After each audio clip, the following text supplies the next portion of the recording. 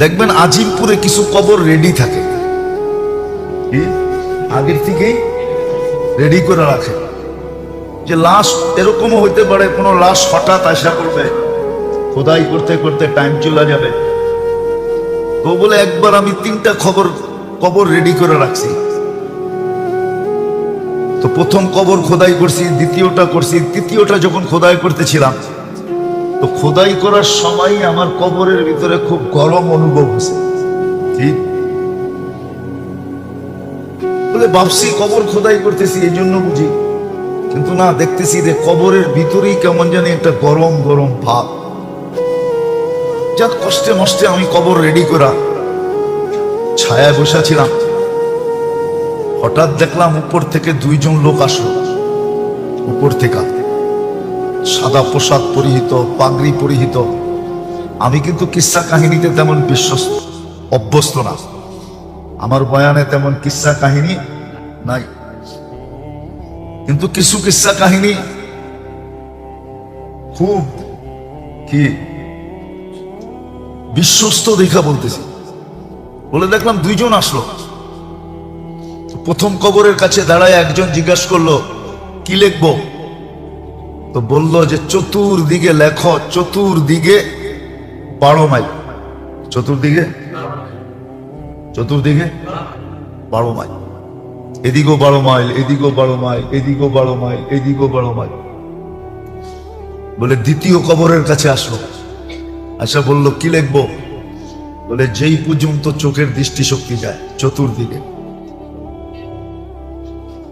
বলে ওই তৃতীয় কবরের কাছে আসলো, আচ্ছা বলবো কি লিখবো?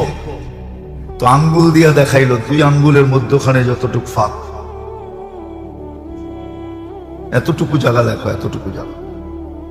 এই জন্য হাদিসে আছে, কারো কারো কবর ডাইন দিক থেকেও চাপ দিবে, বাম দিক থেকেও চাপ দিয়া কাগজ বানায় দেবে, কাগজ। শুধু 2 দিক থেকে চাপ দিবে না, মাথার দিক থেকেও দিবে, পায়ের দিক থেকেও দিবে। বলে তারপরে 2 জন চলে গেল। আমি অপেক্ষায় ছিলাম যে কবর তো রেডি করছি, আমার কাছ থেকে কিনবে।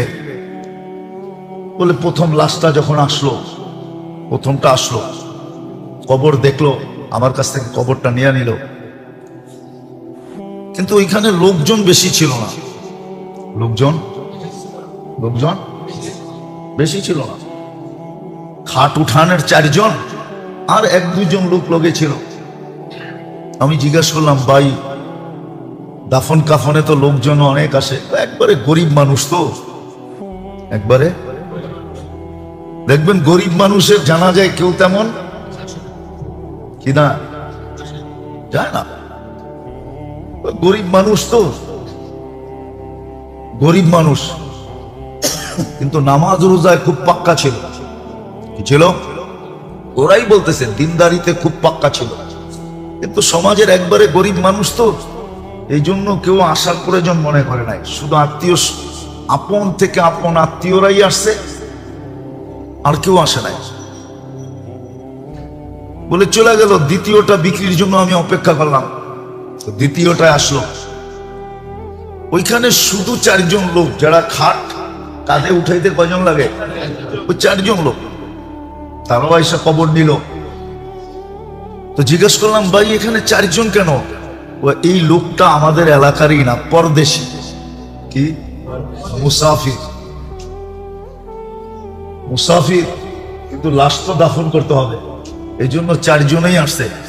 আর মুসাফির ও পরদেশীও এরকম যে এর কাফন দাফনের ব্যবস্থার জন্য চান্দা করতে হয়েছে।